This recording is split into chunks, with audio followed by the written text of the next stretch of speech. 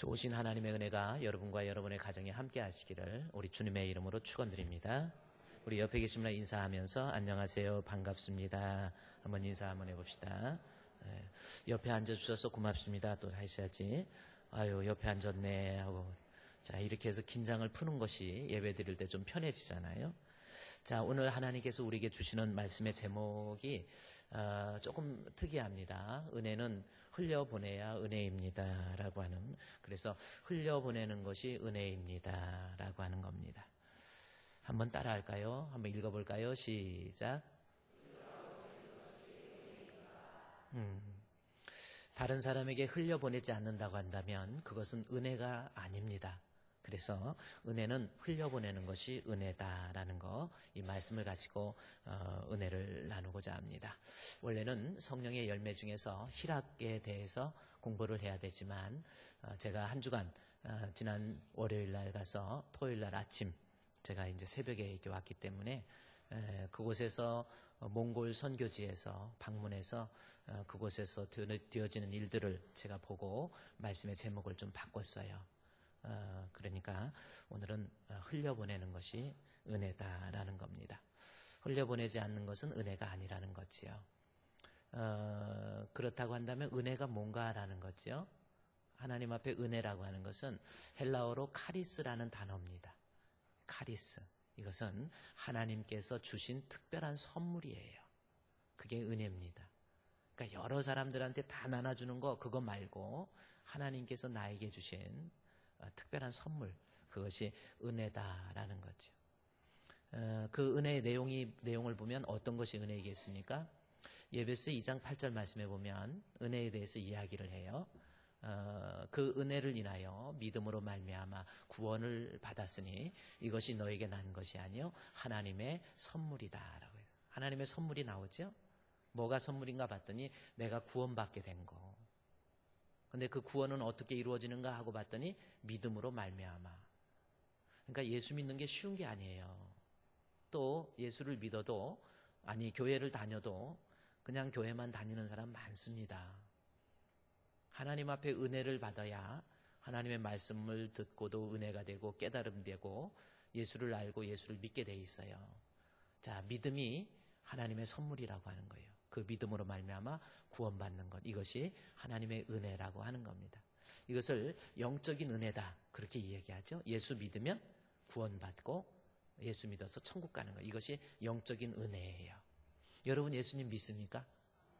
한번 생각해 보세요. 진짜 예수 믿는지 한번 생각해 보라는 겁니다. 두 번째 은혜는 또 어떤 것이 있느냐면 사도행전 4장 16절 말씀에 보면, 거기에 보면 때를 따라 공급해 주시는 은혜가 있습니다. 보니까 바로 그 말씀인데, 그러므로 우리는 긍휼하심을 받고 때를 따라서 돕는 은혜, 이렇게 나오죠. 때를 따라서 돕는 은혜를 얻기 위하여. 그랬죠? 여기서 때를 따라 공급해 주시는 은혜라는 것이 무엇인가라고 하는 겁니다. 뭘 같아요? 뭐 같아요? 때를 따라서 주시는 은혜가 뭘까라는 겁니다. 여기서 때를 따라 공급해 주시는 은혜라고 하는 것은, 그 때라는 단어가 영적인 때를 이야기한다면 호라라고 하는 단어를 써야 돼요. 그런데 이 육신적인 나의 삶의 때를 나타내는 이 카이로라고 하는 단어를 쓰고 있습니다. 그래서 여기서 때를 따라 돕는 은혜라는 것은 내가 육신적으로 살아가면서 하나님으로부터 받게 될 은혜예요.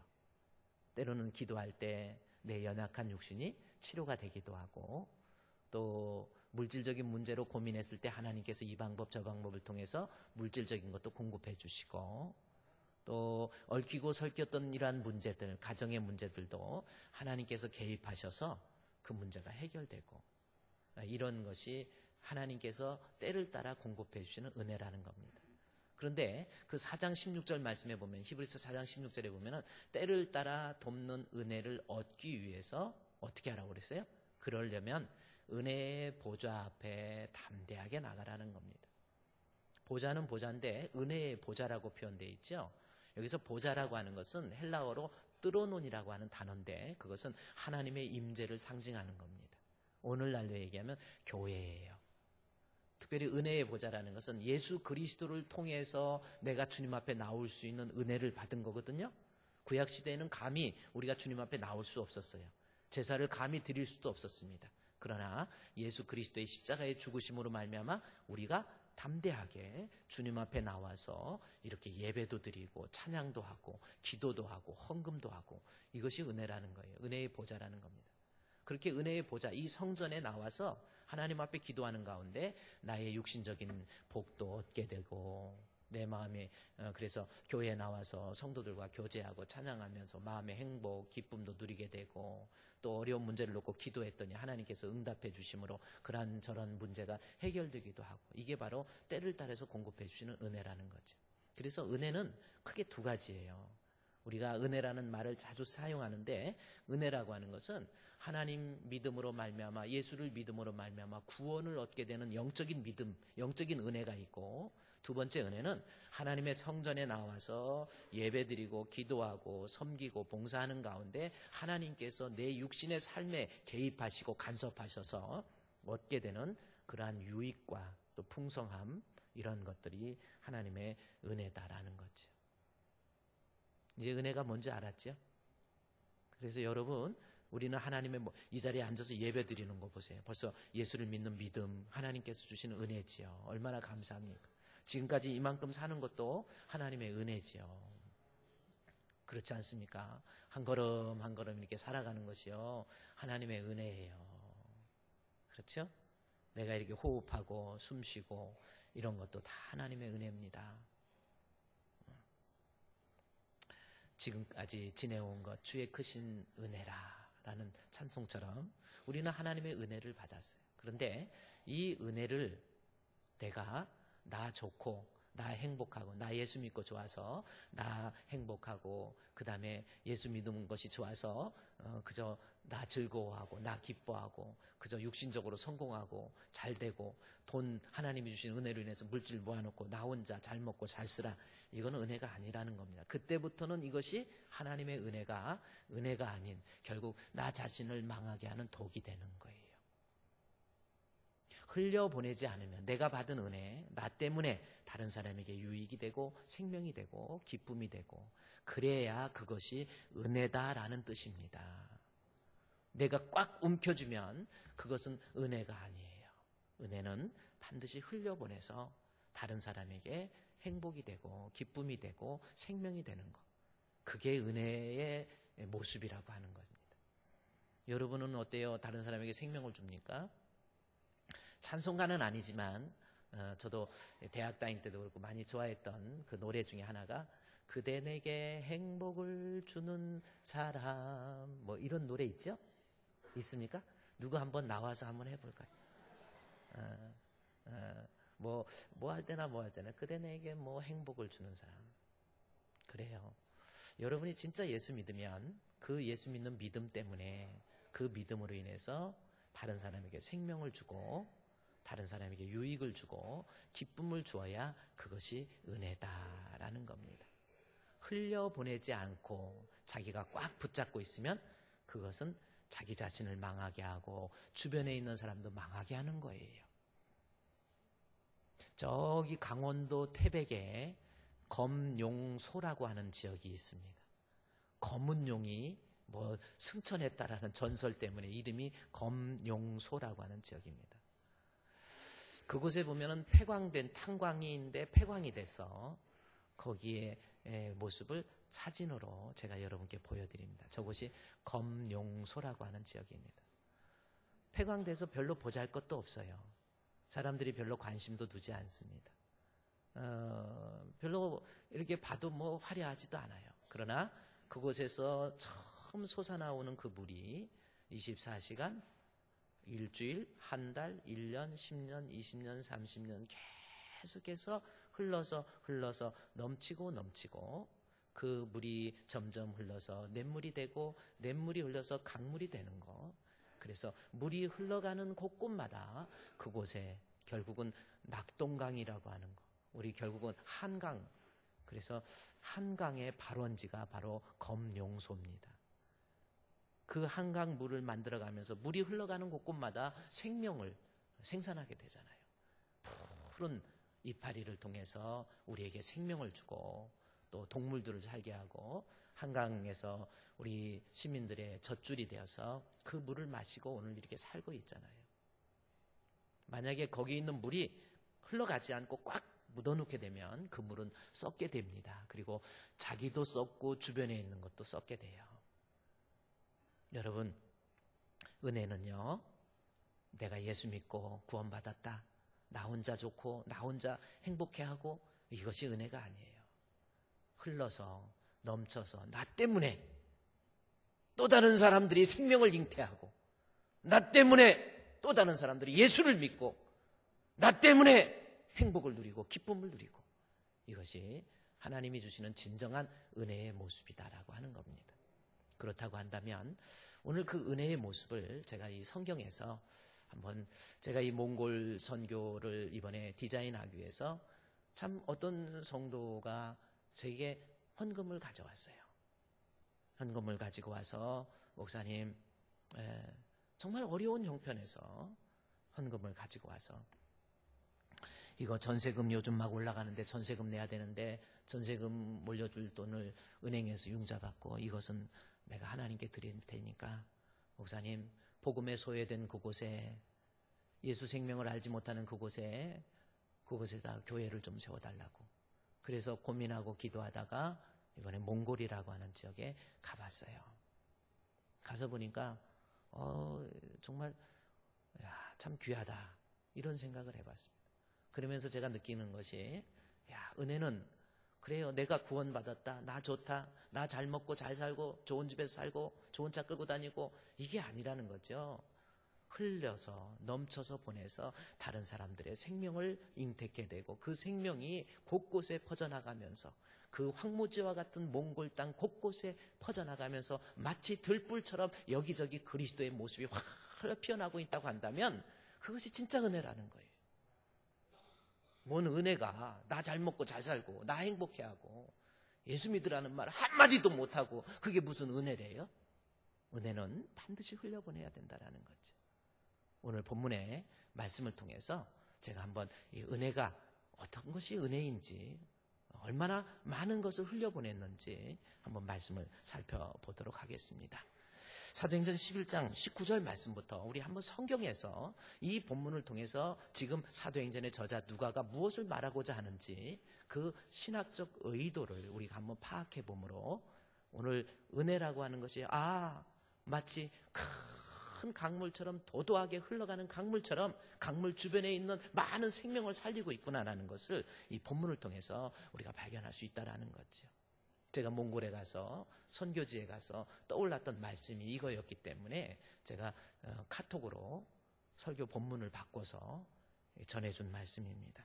한번 보도록 하겠습니다. 19절 말씀에, 한번 그때 스데반의 일로 일어난 환란으로 말미암아 흩어진 자들이 베니게와 구브로와 안디옥까지 이르러 유대인에게만 말씀을 전하는데, 그 중에 구브로와 구레네 몇 사람이 안디옥에 이르러 헬라인에게도 말하여 주 예수를 전파했다라는 말씀이 나옵니다. 여기 본문의 말씀에 보면 19절에 그때라고 하는 말이 나오죠. 여기서 그때라고 하는 것을 때를 나타내는 부사로 우리말로는 번역이 됐어요. 그래서 과연 이때가 어느 때인가라고 하는 것을 먼저 해석해야 되게, 그래야만이 이 상황을 이해를 하잖아요. 그런데 여기서 우리는 그때라고 읽지만은 헬라어 원문에 보니까 맨운이라고 하는, 그렇게 맨운, 그러나 한편 해서 때를 나타내는 부사가 아니라는 겁니다. 만약에 때를 나타내는 부사라고 한다면 18절에 나와 있는 이방인들이 예수 믿고 회개하게 되는 그때에 이렇게 번역을 할 수 있는데, 누가는 지금 여기서 그때라고 하는 단어를 그걸 말하고 있지도 않다라는 겁니다. 그러니까 19절에 있는 말씀은, 그때라고 하는 것은 한편 또 다른 내용을 누가가 설명하겠다라는 것으로 이해하면 됩니다. 그래서 앞에 있는 내용을 조금 이해하지 못해도 이 내용 보고도 오늘 한편의 설교가 가능하겠다 해서 제가 이 본문을 선택해 봤습니다. 자, 그러면 그때, 즉 한편 다음과 같은 일이 있었다라는 거예요. 뭔가 봤더니 스데반의 일로 일어난 환란으로 말미암아 흩어진 자들이라는 말이 나옵니다. 여기서 스데반의 일이 뭡니까? 사도행전 7장에 나와 있는 스데반의 순교 사건을 오늘 본문에서 이야기하고 있는 겁니다. 사도행전 7장에서 스데반이 예수 그리스도의 복음을 증거하다가 결국은 돌에 맞아 죽게 되는 모습이에요. 7장 57절부터 그들이 소리를 지르면서 귀를 막고 스데반이 설교할 때 성 밖으로 내치고 그리고 결국 돌로 내려쳐서 스데반을 죽게 하는 거예요. 59절에 돌로 스데반을 치니 7장 59절에 스데반이 부르짖어 이르되 주 예수여 내 영혼을 받으시옵소서. 돌에 맞아 죽은 거예요. 바로 이 사도행전 11장 19절 말씀에 스데반의 일이라고 하는 것은 스데반이 복음 증거하다가 돌에 맞아 죽은 거예요. 우리는 그냥 문자적으로 그런가 보다. 아닙니다. 그때 상황으로 들어가 보십시오. 스데반이 뭔 잘못을 했어요? 그저 예수 전하다가 예수님이 구약에서 말하는 메시아다라고 하는 거 그거 증거하다가 유대인들이 성 안에서 죽으면 불결하다 해서 성 밖으로 끄집어낸 거예요. 거기에 보면은 끌어서 갔다라는, 너무 많이 때려서 거의 기절할 만큼 끌고 가가지고 성 밖에 1.5m 정도 되는, 그리고 지름이 약 60cm 정도 되는 그곳에다 올려놓고 사람들이 돌로 쳐서 죽이는 거예요. 여기저기 주먹만한 돌, 그거보다 좀 큰 돌 와서 맞게 되는 겁니다. 피가 나기 시작하고 결국은 그 머리에서 그 뜨거운 선열의 피가 얼굴을 적시고 몸을 적시면서 그는 비참하게 죽어갔던 사건이 바로 이 스데반의 순교예요. 예수님 생명이라고 하는 거 그거 전하려고 그렇게 전하다가 스데반이 돌에 맞아 죽게 되는 겁니다. 그 이후에 어떤 일이 있었습니까? 19절에 스데반의 순교 그 일 일어난 다음에 그 다음에 무슨 일이 있었어요? 바로 환란이라고 하는 것. 그리스도인들에게, 예수 믿는 사람에게 닥치게 되는 엄청난 환란이에요. 예수님 믿기만 하면 그냥 잡아다가 끌어다가 죽이는 거예요. 살아있는 사람들을 짐승의 밥으로 만들어버리는 거예요. 광야에 유리시켜버리는 겁니다. 재산도 제대로 갖지 못하도록 다 빼앗아버려요. 제대로 먹이지도 못하고 먹지도 못하고 자지도 못하고 칼의 위험과 강도의 위험으로 내쫓기게 되는 그러한 엄청난 핍박이에요. 이제는 예수 믿는다는 말 한마디 꺼낼 수가 없는 그러한 상황이 예루살렘 지역에서 벌어진 거예요. 이제는 사람들이 공포스럽기도 하고 죽음에 대한 공포도 있고 살아가면서 삶에 대한 구차함, 아픔, 고통 견뎌낼 수 없어서 사람들은 흩어지기 시작합니다. 어디로 흩어집니까? 이제 19절 말씀에 흩어진 자들이 베니게와 구브로와 안디옥까지 흩어져요. 베니게는 어느 지역입니까? 베니게와 구브로와 안디옥까지, 예루살렘에서 사람들이 핍박에 견디다 못해 베니게는 구약 성경에서 보면은 두루와 시돈으로 나와 있어요. 예루살렘에서 약 180km 떨어진 곳까지 베니게 지역으로 간 거예요. 그 베니게라고 하는 것은 지금 유대인들에게는 사마리아 지역입니다. 사마리아 지역으로 이 사람들이 핍박 무서워서 흩어져 있는 거예요. 또 하나는 어디로 갑니까? 구브로로 갑니다. 구브로는 사이프러스 섬입니다. 바나바의 고향이기도 하지요. 지중해 섬 중에서 세 번째로 큰 섬이에요. 그리고 거기 제주도의 땅의 5배라고 그랬죠. 그 큰 섬, 전략적으로 지리적으로 아주 중요한 군사적 요충지가 구브로예요. 그곳까지 사람이 또 넘어가기 시작합니다. 핍박 때문에. 그리고 어디까지 갑니까? 안디옥까지 갑니다. 예루살렘에서 480km 떨어진 안디옥까지 가요. 거기에 이르러서 그들이 무엇을 합니까? 핍박 때문에 흩어져서 살기 위해서 흩어졌잖아요. 그래서 그곳에서 뭐 했습니까? 유대인에게 말씀을 전했다라는 거죠. 여기서 이 저자 누가가 유대인에게 말씀을 전했다라고 하는 것은 어떤 뜻이냐면 예수가 그리스도라는 것을 이방인들은 도대체 이해를 못하는 거예요. 구약을 이해하기 못하기 때문에. 그래서 구약에서 하나님께서 약속한 메시아가 바로 이 예수다라는 것을 거기 가서 전해주는 거예요. 구브로 땅에 가서, 뚜로와 시돈 땅에서, 그 다음에 안디옥에 가서 30절 말씀해 보십시오. 그 중에 구브로와 구레네 몇 사람이 안디옥에 이르러서 헬라인에게도 말하여 뭐 했어요? 20절 말씀에 그 중에 구브로와 구레네 몇 사람이 안디옥에 이르러서 헬라인에게도 말하여 주 예수를 전파했다라는 겁니다. 여기에서 헬라인에게 말씀을 전했다. 19절에서는 유대인에게 말씀을 전했다라는 거죠. 이것은 무슨 뜻이냐면 20절에 구브로와 구레네 몇 사람들이, 이 사람들은 헬라어가 가능한 이방 사람이었다라는 겁니다. 아니, 유대인이지만은 그래도 헬라어가 가능하고 헬라 문화가 가능했던 그러한 사람들, 그리고 헬라인으로서 예수를 알지 못했다가 예수님께 개종했던 사람, 그래서 헬라어가 가능하고 헬라 문화에 익숙하고 예수님에 대해서 알지 못했다가 예수를 믿게 되고 하나님의 율법에 대해서 알게 됐던 그러한 사람들이 그 핍박에 모여있는 사람을 향해서 그들에게 안디옥까지 달려가게 됩니다. 그러면 안디옥은 어떤 지역인지 다시 한번, 안디옥까지 가게 됐는데 안디옥은 어떤 지역인가? 제가 한번 지도를 여러분께, 이런 지도가 없기 때문에 이거 만드느라고 밤새 고생해가지고 우리 부목사님한테 부탁해가지고 제가 이 지도 지명 없는 지역을 다 집어넣었어요. 자, 한번 사도행전 11장에서 지금 누가가 무슨 말을 하냐면 예루살렘이 여기 있습니다. 예루살렘에서 예수 믿는 것 때문에 핍박이 있는 거예요. 엄청나게 사람을 죽이는 거예요. 견딜 수 없는 거예요. 여러분, 예수님 때문에 당한 핍박이 있습니까? 예수님 때문에 불이익 당한 거 있습니까? 예수님 때문에 내가 울어야 될 상황이 닥친 적이 있습니까? 예수님 때문에 죽어야 될 환경 닥쳤습니까? 이 엄청난 환란 때문에 결국 예루살렘 교회에 3,000명, 5,000명이 회개하는 역사에 의해서 그 핍박이 시작되죠. 사람들이 견디지 못해서 예루살렘에서 두로로 갑니다. 네. 자, 여기 보세요. 자, 예루살렘에서 핍박이 있으니까 두루로 갔어요. 자, 두루에서 수리아 안디옥이라는 지역입니다. 안디옥으로 간 거예요. 예루살렘에서 안디옥까지는 480km 지역이에요. 자, 핍박 때문에. 그리고 구브로로 갔죠. 구약 시대에는 구브로를 기띔이라고, 다니엘서 11장에 기띔으로 나와요. 기띔이라는, 로마 영어로 돼 있죠. 이게 구브로라고, 이게 지중해에서 세 번째로 큰 섬이 구브로 섬이에요. 구브로 섬은, 그러니까 핍박 때문에 구브로로, 두로로, 안디옥으로 흩어져 있었다라는 겁니다.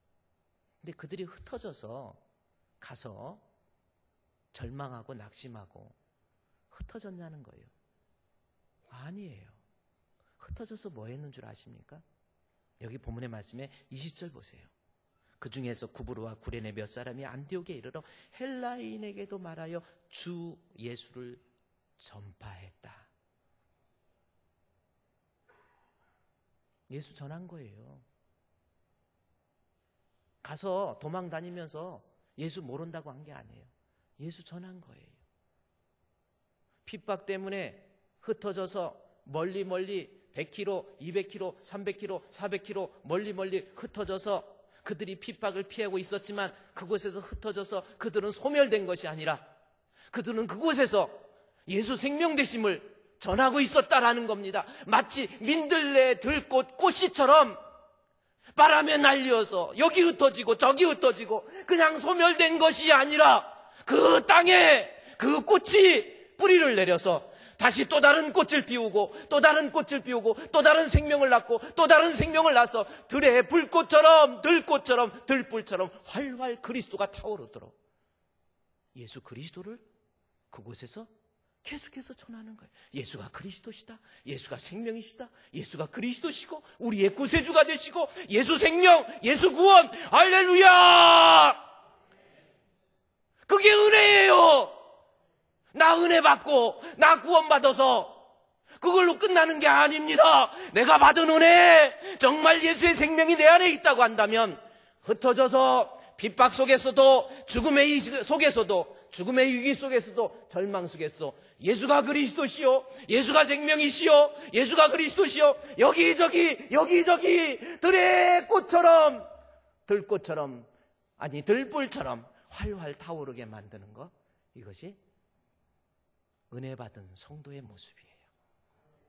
나 혼자 은혜 받아서 그걸로 끝났습니까? 아니에요. 가서 흩어져서 예수 생명이 내 안에 있는 한 다른 사람에게 생명을 주고 있잖아요. 여기에서 우리가 또 하나 좀 알아야 될 것은 뭐냐면 바로 이 지역 등의 특징을 좀 이해를 해야 됩니다. 특별히 여기 20절 말씀에 그 중에 구브로와 구레네 몇 사람이 안디옥에 이르러 헬라인에게 말하여 주 예수를 전파했다 그랬죠. 우리는 그냥 읽을 수 있는 내용이 아닙니다. 안디옥에 이르러서, 안디옥이 어떤 땅인데 이곳에 복음을 전할 수 있나? 이 안디옥이라는 것은 바로 이 지역입니다. 아까 제가 말씀드렸듯이 이 안디옥은 예루살렘에서, 글씨 좋으시고, 예루살렘에서 안디옥까지, 바로 예루살렘에서 안디옥까지 480km 지역이에요. 자, 이 안디옥의 특징을 이해를 해야 되는데, 안디옥이라는 거 하는 도시가 어떻게 생겼느냐면, 여러분 기원 전으로 가서 알렉산더 대왕에 대해서 제가 여러분께 말씀을 드렸죠. 336년에 그리고 323년에 13년간 황제로 제위하면서 알렉산더의 본고장이었던 마케도니아, 즉 그리스를 통일합니다. 그리고 더 나아가서 그 힘을 얻어서 팔레스타인 지역을 통일을 해요. 이스라엘 지역을 통일하고 그 다음에 더 나아가서 애굽까지 통일을 합니다. 그리고 그 힘의 기세를 알렉산더는 살려서 페르시아로 넘어가요. 페르시아에서 인도까지 어마어마한 지역을 나중에 알렉산더가 얻게 됐죠. 그런데 13년의 짧은 황제 제위 기간에 결국 인도를 점령하고 돌아오는 길에 결국 밤에 그가 죽음을 맞이하게 됩니다. 수산궁에서 죽으면서 옆에 있는 많은 부하들이 어떻게 해야 될까요? 이 제국을 어떻게 해야 될까요? 그때 알렉산더가 이야기합니다. 가장 힘 있는 사람에게 이 제국을 넘겨주도록 하라. 그 얘기하고 그는 바람과 함께 사라지는 거죠. 그때 그리고 난 다음에 이제 알렉산더 사후에 엄청난 피바람이 붑니다. 가장 힘 있는 자 과연 누구인가라고 하는 거예요. 그래서 알렉산더의 이후에 제국이 4개로 나누어집니다. 알렉산더의 본고장이었던 마케도니아는 카산더 장군이 그것을 점령하게 되고요. 그 다음에 소아시아 지역, 이 소아시아 지역은 누가 점령을 하게 되냐면 리스마쿠스라고 하는 장군이 점령을 하게 됩니다. 자, 소아시아가 지금 어디냐면 여기 안디옥에서 이쪽 부분, 여기 아시아, 여기 소아시아 지역을 리스마쿠스가 점령을 하고요. 여기 그리스가 여기 있습니다. 그리스 지역을 카산더가 점령하게 되고, 그 다음에 안디옥 지역, 여기 이쪽에 시리아 지역이라고 합니다. 안디옥 지역을 누가 점령하면 셀루쿠스가 점령하게 됩니다. 그리고 애굽은 이쪽에 가면 애굽입니다. 애굽은 누가 점령을 하냐면 바로 톨레미가 점령을 합니다. 그래서 나중에 이 제국들이 이렇게 되면서 이제 로마로 흡수되고, 이 안디옥 지역은 아까 얘기했듯이 다니엘서 11장에 북방으로 나오고 애굽을 남방으로 나오고, 여기에 그 유명한 클레오파트라가 여기서 나오고, 클레오파트라가 안토니우스와의 그러한 사랑, 결국 악티늄 전쟁에서 옥타비아누스에서 패배하고 그로 인해서 클레오파트라의 품 안에서 죽게 되는 그러한 모습, 바로 여기입니다. 그런데 이거 없애버리고, 이 사진 좀 없애고요. 사진 없애주세요. 그래서 요 안디옥 지역을 누가 다스리냐면은 셀루쿠스라고 하는 장군이 다스려요. 셀루쿠스가 그것을 점령하고 그 다음에 어떻게 하냐면 자기가 아버지 안토니우스입니다. 이 안토니우스 아버지를 기념하면서 도시를 만들어요. 그래서 아버지로부터 안토니우스에 대한 또 관련성은 알렉산더와 밀접한 관련이 있어요. 그래서 알렉산더 4개의 제국 중에서 정통성을 확보하기 위해서 아버지 안토니우스를 사용합니다. 그래서 아버지 안토니우스의 이름을 기념하기 위해서 도시를 만든 거예요. 16개의 도시를 만드는데 그 중에서 성경에 나오는 것은 수리아 안디옥과 비시디아 안디옥이 나오는 거예요. 안토니우스의 이름의 헬라적 발음이 안디옥이에요. 자, 그런데 이 안디옥은 어떤 논리가 있느냐면, 그러다 보니까 옛날부터 이 도시에는 힘의 논리, 힘입니다. 힘이 정의고 힘이 법이에요. 모든 퇴역 장성들과 군인들을 다 거기에다 모아놓은 도시가 안디옥이에요. 그러다 보니까 힘입니다.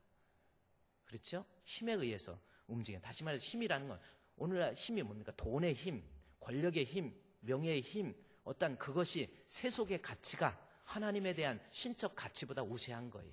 그저 세속적으로 나 돈 있으면 되고, 내가 승리하면 이것이 종교적으로 부분에 있어서는 쾌락주의처럼 그저 육신적으로 즐기고 먹고 마시고 그러다 보니까 그곳에 모든 음행과 타락이라는 것이 다 있는 곳이 바로 안디옥입니다. 헬레니즘의 영향을 또 받았기 때문에 알렉산더에 의해서 만들어진 것이 헬레니즘이잖아요. 팔레스타인 페르시아 지역과의 그 문화의 연합이 헬레니즘이란 말이에요. 헬레니즘의 영향으로 이 안디옥 지역에서는 예수 믿는 믿음을 가질 수가 없어요. 너무나도 암흑한 지역, 척박한 땅, 도대체 예수는 받아들일 수 없는 곳, 그곳입니다. 얼마나 이곳이 타락을 했는지 안디옥 이 도시에 이쪽에 보면 여기에 이 산이 하나 있는데 그 산의 이름이 실피우스 산이에요. 그 실피우스 산을 중심으로 우리나라 남산이 있고 밑에 한강이 흐르듯이 오른테론 강이라고 하는 것이 실피우스 산 밑으로 흘러갑니다.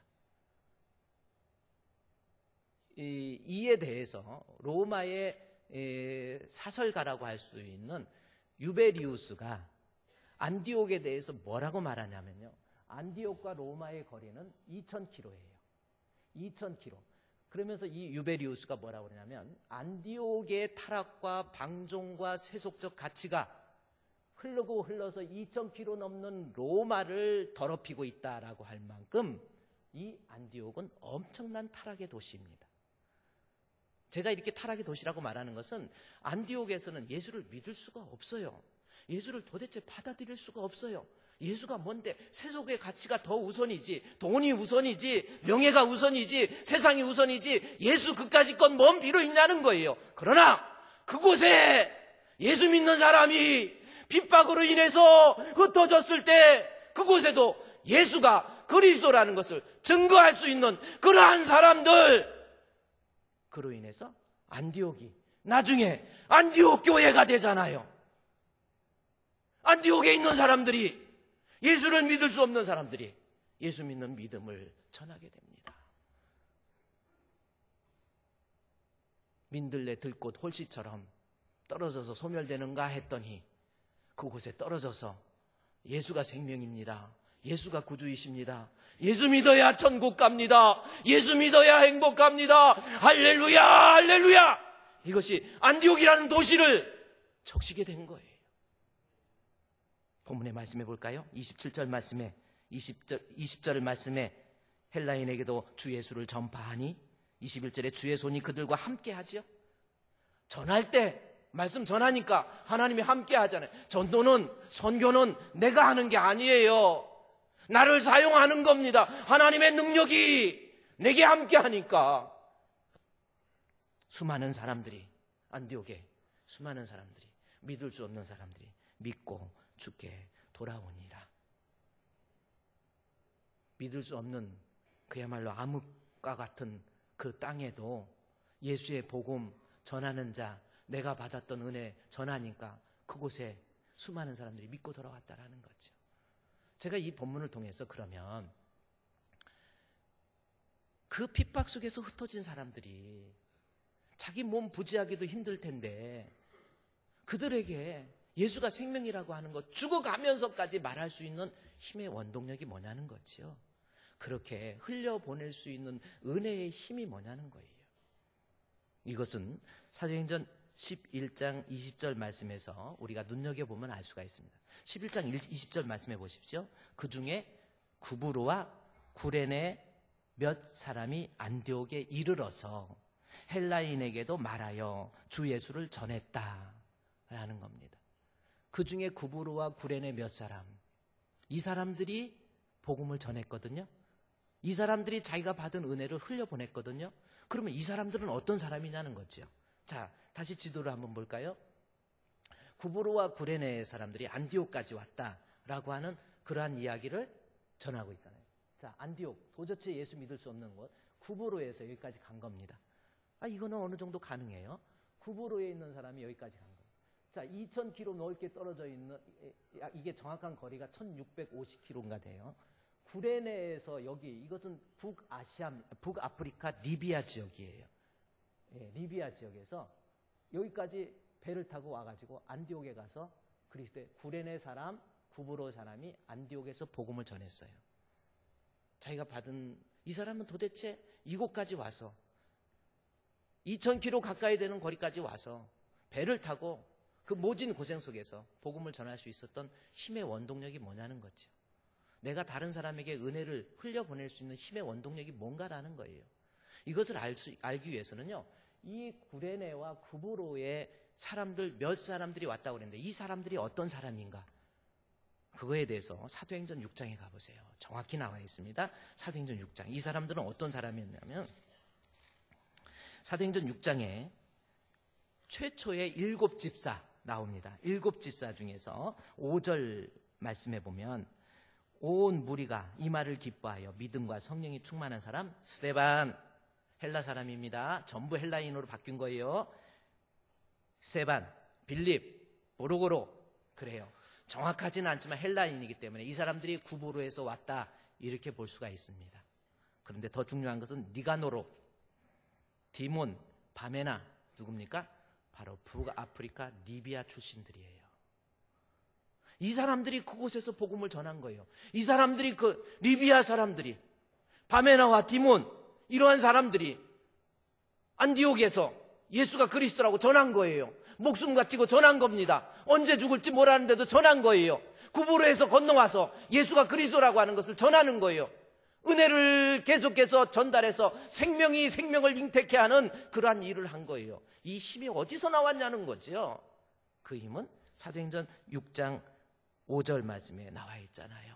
7집사의 이야기를 하면서 온 무리가 이 말을 기뻐하여 믿음과 성령이 충만한 사람, 바로 이거예요. 믿음, 성령. 내 안에 예수 믿는 믿음이 있으면, 내가 정말 예수 믿는 믿음이 있으면, 예수의 생명이 있으면 때려 죽인다고 해도 그곳에서 복음을 전하는 거예요. 죽으면 죽음을 낳잖아요. 미움, 누구를 미워했다. 자꾸 미워한, 저 사람 나 미워하니까 미워할 거야. 미움은 미움을 낳습니다. 원망은 원망을 낳습니다. 불평은 불평을 낳습니다. 마찬가지예요. 생명은 생명을 낳는 거예요. 사랑은 사랑을 낳고 용서는 용서를 낳고 이해는 이해를 낳듯이 예수 생명은 내 안에 예수님 생명이 있으니까 그 사람이 다른 사람에게 그곳이 어디가 된다고 할지라도, 그곳이 불꽃이 된다 할지라도 내가 들어가서 예수가 생명입니다, 예수가 생명입니다 라고 하는 것을 전할 수 있는 사람이 되더라라는 거지요. 그래요. 내가 왜 가만히 있습니까? 나는 왜 감격도 없고 은혜도 없고 선교에 대해서, 전도에 대해서 말 한마디 못하고 늘 불평과 원망하고 짜증내고, 왜 그렇습니까? 예수 생명이 내 안에 없는 거예요.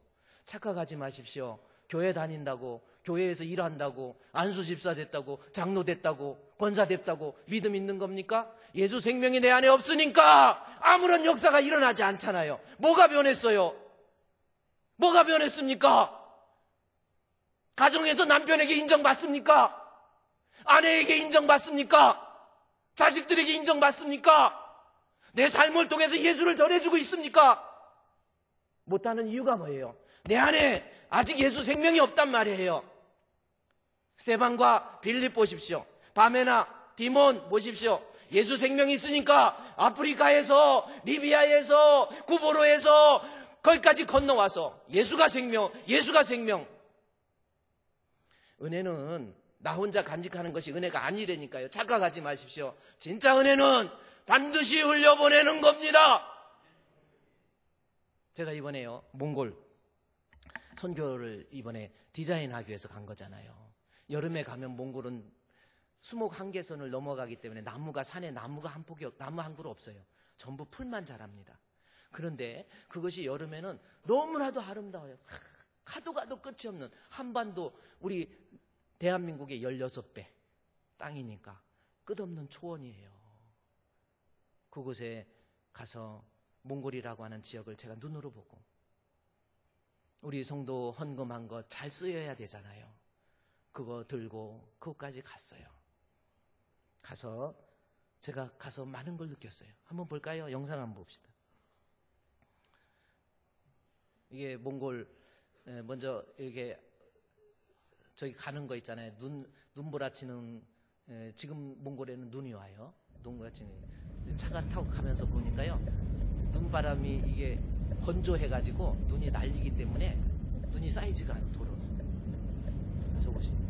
자, 저곳에 가서 이제 몽골의 한 게르 안에서의 삶을 한번 보십시오.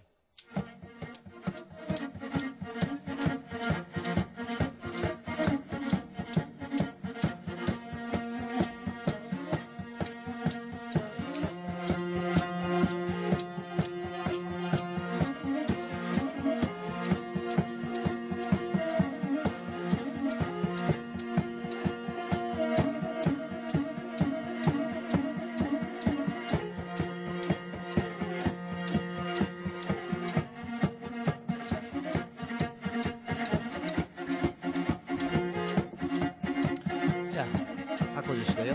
그냥 가서 이제 끄시고. 저 몽골 사람들은 평균 수명이 65세입니다. 그리고 제가 가서 느낀 게 뭐냐면 키가요. 우리 한국 사람하고 비교가 안 되고 엄청. 일본으로 가면 애들이 조그만하잖아요. 그래서 일본을 뭔 놈이라고 그래요? 개놈, 그 개놈, 외놈이라고 그럽니다. 외소하다에서 외놈이잖아요. 개놈이 뭐예요 또 여기서. 참. 말놈이면 몰라도 개놈이 또. 근데 개놈 아니 개놈 아니 외놈들이 우리 참 한반도 그랬는데 일본 저기 몽골 쪽에는요 우리하고 좀 비슷한데 체구가 커요. 뼈가 상당히 굵고 그렇습니다. 그래서 몽골 우리 백창순 장로님 같이 가셨는데 백창순 장로님 키가 큰 편이잖아요. 그래도 몽골 사람하고 섞어 놓으니까 그래도 크지만은 그래도 별로 크다 그걸 안 느껴져. 그리고 이 사람들은요, 초원에서 저기 상추나 야채, 과일 전혀 없어요. 전부 수입해야 돼요. 비닐하우스에도 하면 되죠. 그거 난방하려면 그거 차라리 수입하는 게 싸. 그러니까 이 사람들이 이렇게 상추 같은 게 없이 고기, 양고기나 이렇게 먹으니까 이 몸에 이게 채소 없이 고기 먹으면 수명이 짧아진대요. 그러니까 여러분 고깃집에 가서 채소 많이 먹어야 돼요. 그러니까 이 상추 2개에다가 고기 싸먹고 그래야지 고기만 이게 먹으면 이게 빨리 죽어. 네. 그런데 이 사람은 평균 수명이 65세입니다. 그래서 가서 이번에 저는 이제 몽골 사람들을 이렇게 딱 만났는데 저를 딱 보더니 나중에 이제 옆에 몽골 기독교 연합회 그 목사님랑 모였는데 제가 몇 살로 보이느냐 이제 이야기가 나왔어요. 근데 그분은 이렇게 보니까 이렇게 몽골 사람들이 추우니까 여기 볼 있는 데가 약간 빨갛해요. 얼어가지고. 그래가지고 이게 보더니 나는 저분 한 70 됐겠다 했더니 나이가 나보다 어리더라고. 그래서 저보고 나이가 몇 살이나 되냐고 그랬더니 이렇게 보더니 29? 아니 29 진짜 그래. 29, 30 이렇게 보여요. 제가 몽골에 가면 그러니까 그 사람들은 65세가 평균 수명이니까 제가 29 돼가지고 그리고 이렇게 여러분은 제가 나이가 얼마로 보여요? 참 그게 궁금해. 그래가지고 나중에는 자기 그 사람은 52살이었는데 몽골 그 아내가 몽골에서 서열 6위입니다. 그래서 그분으로 인해서 몽골에 십자가도 달게 되고 그런 일이 있었는데 그분은 52살밖에 안 돼요. 저보다는 한 10몇 살 많은 줄 알았어요. 그런데 그러더라고. 그래서 몽골 사람들은 그래서 처음에는 하다가 나는 한참 나이가 많은 줄 알았다가 동생이고 그래서 몽골은 몽골 소리는요 소련말 비슷하게 합쳐져갖고 이래도 다 알아들어요 그 사람들. 그런데 한번 몽골 한번 사진 보세요. 사진 한번 띄워볼까요? 자, 몽골 선교지 제가 한 사진을 좀 이렇게 이곳은 몽골 울란바토르의 도시예요. 수도인데 그 사람들은 집 위에는 포장이 안 돼 있어요. 들어가는 집에 이게 큰 차 다니는 길 위에는 포장이 안 돼 있는데 근데 저곳에 제가 이제 처음에 도착한 곳이 저거예요. 몽골의 십자가 달린 곳은 저곳이에요. 사회주의 때문에 십자가를 못 다는데 우리 김동근 장로님이라고 하는 분이 재단 허가를 받아서 저기 십자가를 그래서 멀리서도 10km, 20km에서도 십자가가 보일 만큼 참 그렇습니다. 저기 몽골 기독교 연합 선교회라고 우리 거기서 제가 이렇게 사진 찍은 거고요. 그 안에 선교회 안에 들어가서 예배드렸던 모습입니다. 자, 이것은 뭐냐면 옆에 계신 분이 몽골 목사님 현지 목사님이세요. 아니 좀 봐봐 현지 목사님. 근데 현지 목사님. 저분이요, 저 땅을 저기 해가지고 2년에 걸쳐서 저걸 다 벽돌이랑 뭐랑 혼자 해가지고 교회를 만든 거예요. 한번 넘겨보세요. 그리고 그 교회에 그 춥잖아요. 보일러실을 이렇게 지하에다 이렇게 만들었다고 그거 자랑하고 싶어가지고. 그래서 저 보일러실, 갈탄을 쐬는 보일러실입니다. 그리고 저쪽에 이제 그 할머니 한 분 노숙자를 거기에 모시고 또 교회 이렇게 교회로 만든 거 빨리 넘겨보세요. 그곳 교회 안에 들어가면 저렇게 생겼습니다. 저 그 강대상 있잖아요. 그 강대상이 이단이 아닌 표시로서 아주 좋은, 저기 50만 원을 해서 몽골에 있는 교회마다 전달해 주는 거예요. 저 강대상 전달이라는 것이 저겁니다. 우리 같이 갔던 분도 막 금방 하니까 뭐 아주 8개인가 7개인가를 갖다 이렇게 해서 성도들이 보고 헌금해가지고, 신천지가 너무 많이 들어와가지고 아주 기독교에 대한 인식이 아주 안 좋아요. 그래가지고 신천지와 좀 구별하기 위해서라도 저 강대상을 만들어서 아까 그 장로님 통해서 이렇게 보급이 되는 겁니다. 좀 넘겨보세요. 넘겨보고 저기 이제 저 목사님 밍클이라고 하는, 이름이 밍클이에요. 밍클 목사님의 목양실입니다. 그 앞에서 농구장도 이렇게 해놓고 저렇게 해서 우리 교회에서 좀 방문해서 찍은 사진입니다. 자, 이것은 이제 좀 울란바토르에서 좀 벗어나면 바로 초원지대. 저 나무가 하나도 없잖아요. 지금 겨울이니까 별로 안 좋은데 여름에는 끝없는 초원입니다. 풀도 이뻐요. 그래가지고 끝없는 초원으로 돼가지고 여름에는 장관, 하늘은 맑지요. 그 다음에 밤하늘의 별은 쏟아지고, 또 저 지역이 1500m 고지를 넘어서기 때문에 수목 한계선이 되기 때문에 나무가 자라지 않습니다. 자, 넘겨봐요. 양떼들이 막 이렇게 도로를 점령해서 다 막 수백 마리가 양떼가 가요. 그리고 저기에서 저도 차에서 내려서 얼른 도로를 가는데 양떼가 있길래 얼른 내려서 사진을 찍은 겁니다. 양떼를 몰고 있는 아저씨, 옛날에는 말로 몰았는데 요즘은 오토바이 우르부드드, 그리고 개 2마리하고 오토바이로 우르부드 그래가지고 저걸 타는. 그래서 나도 한번 타보고 싶다고 그랬더니 한번 타라고 해가지고 타고, 그 대신 생수 한 병을 줘야 돼. 물이 저기는 별로, 생수 한 병 주고 저기 탔던 거. 넘기면 이게 이제 몽골에 있는 게르예요.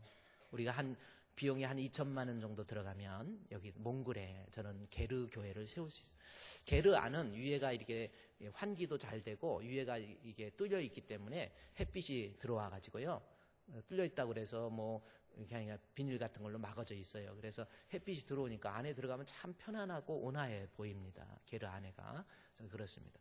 자, 이게 이제 교회에서 헌금을 해서 몽골 지역에 사랑 장로교회인가요? 이렇게 해서 사랑중앙교회라고 이렇게 했는데, 우리 교회도 이제 몽골 주품교회, 그래서 여러 성도들이 지금 계속 하겠다고 그래서 제1성전, 몽골 제1성전, 제2성전, 제3성전 앞으로 계속해서 그거다가 교회를 이렇게 세우려고 그렇게 합니다.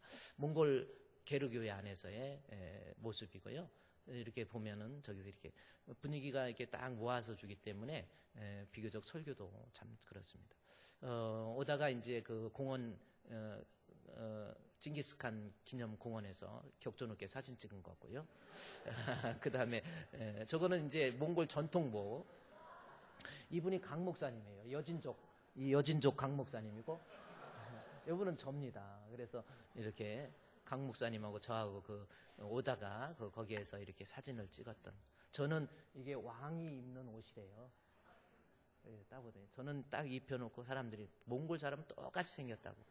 그래서 내가 왜 몽골이냐고, 필리핀이지 그래고 그렇게. 자, 또 넘겨보세요. 자, 이게 이제 게르교회에 십자가 붙였잖아요.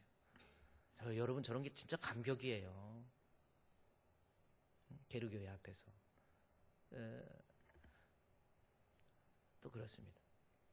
좀 넘겨보세요. 저 게르교회. 계속 넘겨보세요. 저 몽골어로 되어 있는 성경책이에요.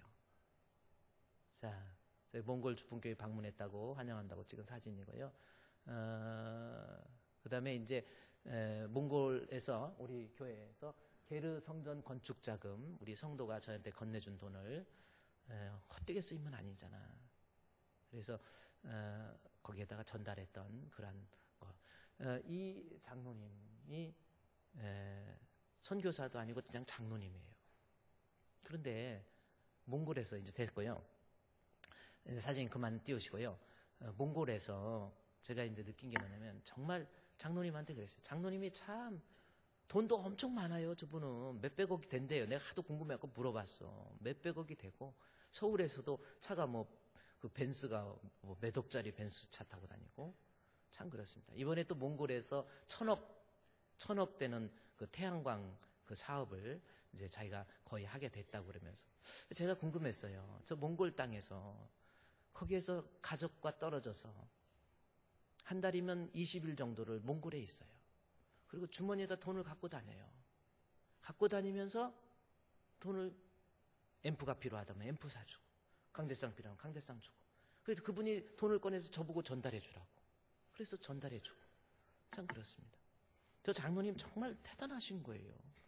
그래서 아니 어떻게 그럴 수 있어요. 얼마나 또 겸손한지 밥 먹을 때도 꼭 목사님 상석에 앉으라고 뭐 상석 저보다도 나이도 많으신데 꼭 그럴 필요 없는데도 꼭 여기 목사님이 여기 자리에 앉으라고 이렇게 하나를 보면요. 야 그분 마음속에 도대체 이렇게 어떤 분들 우리 식사하러 갈 때 목사고 나발이고 그냥 아무데나 앉아 그리고 그런 분들도 있잖아.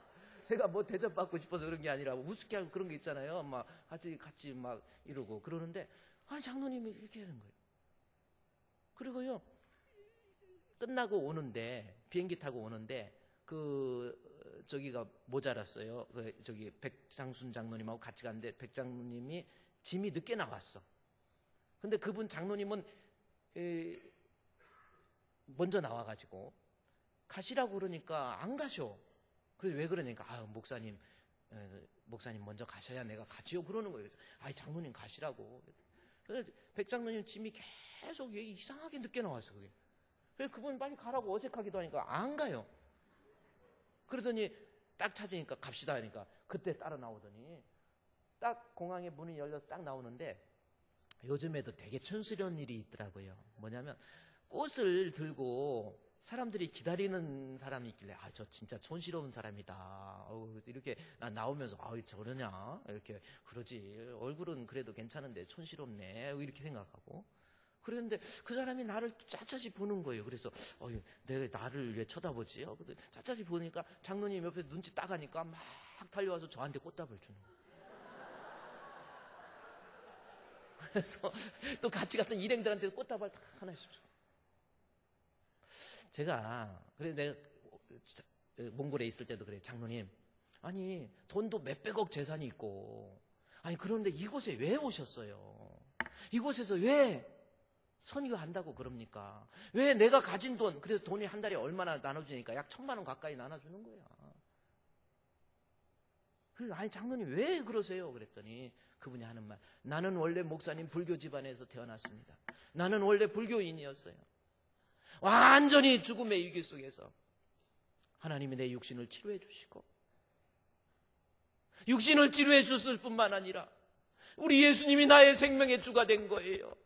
예수 믿는 믿음, 그 믿음이 있으니까 생명이 생명을 낳잖아요. 주의 은혜에 감격해서 내가 이 은혜를 어디다 흘려보낼까? 몽골 땅, 동토의 땅 몽골 땅에 와서 만나는 사람마다 예수 믿으세요, 예수 믿으세요. 교회를 지어주고 헌금을 하고 누군들 돈 안 아깝겠습니까? 진짜 은혜는 내 안에 생명이 있으면 흘려보내는 거예요. 이게 은혜 아닙니까? 안디옥 교회. 나중에 안디옥 교회가 부흥됐죠. 나중에 안디옥 교회 하나만 더 볼까요? 사도행전 마지막 11장에 보세요. 안디옥 교회가 은혜를 받아서 거기서 끝난 게 아니에요. 사도행전 11장에 보니까 27절 말씀에 그때의 선지자들이 예루살렘에서 안디옥에 이르니 그랬죠? 그 중에 아가보라고 한 사람, 예루살렘 교회에서 아가보라고 하는 선지자, 기가 막히게 미래를 맞추는 사람이에요. 큰 흉년이 들 것이다 했더니 글라우디오 때에 그렇게 되었다. 지금 누가가 이 선지자 대단하다 이걸 말하려고 하는 것이잖아요. 그 다음 절입니다. 제자들이 각각 그 힘대로 유대에 사는 형제들에게 부조를 보내기로 작정하고, 자, 안디옥 교회가, 예루살렘 교회가 안디옥 교회를 별로 좋아하지 않았어요. 이방인이라고 해서 별로 좋아하지도 않았어요. 그런데 예루살렘 교회에 어려움이 있다고 하니까 안디옥 교회 사람들이 알지도 못하는 사람, 별로 이해가 되지 않는 사람, 나를 미워했던 사람, 그래도 내가 받은 은혜에 감격해서 자기의 재물을 부조해 주잖아요. 은혜는 흘러보내고 있잖아요. 나중에 안디옥 교회가 13장에 보면은요, 그뿐인 줄 아세요? 바울과 바나바를 파송해서 선교사로 보내요.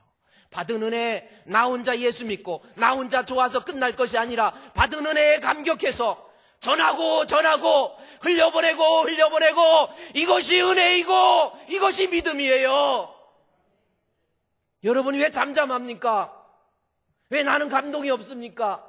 왜 신앙생활하면서도 원망 불평에 가득 차 있습니까? 예수 생명이 내 안에 없는 거예요. 은혜가 없는 겁니다. 은혜를 받으면 흘려보내는 거예요. 기도하겠습니다. 하나님, 우리가 진짜 은혜 받은 사람인지 진짜 믿음 있는 사람인지 다시금 돌이켜볼 수 있는 시간이 되게 해주신 주님 감사합니다. 주님으로부터 받은 은혜 감격해서 이 땅에 살면서 한평생 동안 주의 영광 드러내며 선교하고 전도하고 주를 위해서 섬기고 봉사하는 우리 성도들 되게 해 주시옵소서. 예수님의 이름으로 기도드리옵나이다. 아멘.